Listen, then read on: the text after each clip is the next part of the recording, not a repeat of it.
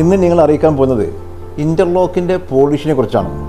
വേണ്ടത്ര ശ്രദ്ധിക്കാത്ത കാര്യമാണ് ഇൻ്റർലോക്കിൻ്റെ പോളിഷ്.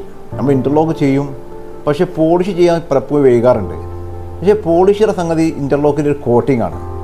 നമ്മൾ വീട്ടിലേക്ക് വരുന്ന സമയത്ത്, വണ്ടിയിട്ട് വരുന്ന സമയത്ത് വണ്ടിയിൽ ചളി ഉണ്ടാവും. നമ്മൾ നടന്നു വരുന്ന സമയത്ത് ചപ്പിൽ ചളി ഉണ്ടാവും.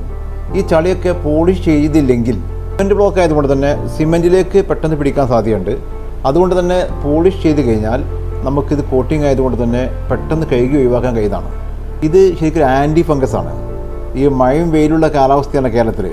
അതുകൊണ്ട് തന്നെ നമുക്ക് മഴ പെയ്യുന്ന സമയത്ത്, കൂടുതൽ സമയത്ത് വെള്ളം നിൽക്കുമ്പോൾ ഈ ഫംഗസിനെ ഒഴിവാക്കാൻ വേണ്ടിയിട്ട് ശരിക്കും ഈ പോളിഷ് ചെയ്ത് കഴിഞ്ഞാൽ തന്നെ അതിനെ തടയാൻ സാധിക്കുന്നതാണ്.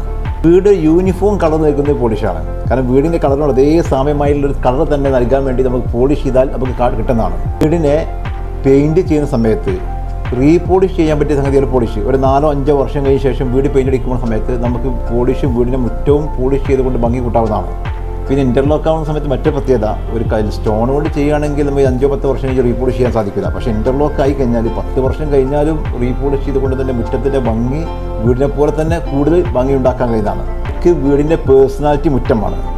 ഒരു വ്യക്തിയുടെ പേഴ്സണാലിറ്റി എന്ന പോലെ തന്നെ വീടിൻ്റെ പേഴ്സണാലിറ്റി മുറ്റമാണ്. മുറ്റത്തിൻ്റെ ഭംഗിയാണ് വീടിൻ്റെ പേഴ്സണാലിറ്റി. അപ്പോൾ ഏറ്റവും കൂടുതൽ നന്നായിട്ട് തന്നെ പോളിഷ് ചെയ്ത് കഴിഞ്ഞാൽ തന്നെ മുറ്റത്തിൻ്റെ ആ ഭംഗി വീടിൻ്റെ മേൽ നന്നായിട്ട് കാണാൻ സാധിക്കുന്നതാണ്. ഇനി പോളിഷ് ചെയ്തുകൊണ്ട് വീടിൻ്റെ പേഴ്സണാലിറ്റി കൂട്ടാൻ ഞങ്ങളുടെ നമ്പറിൽ ബന്ധപ്പെടാവുന്നതാണ്.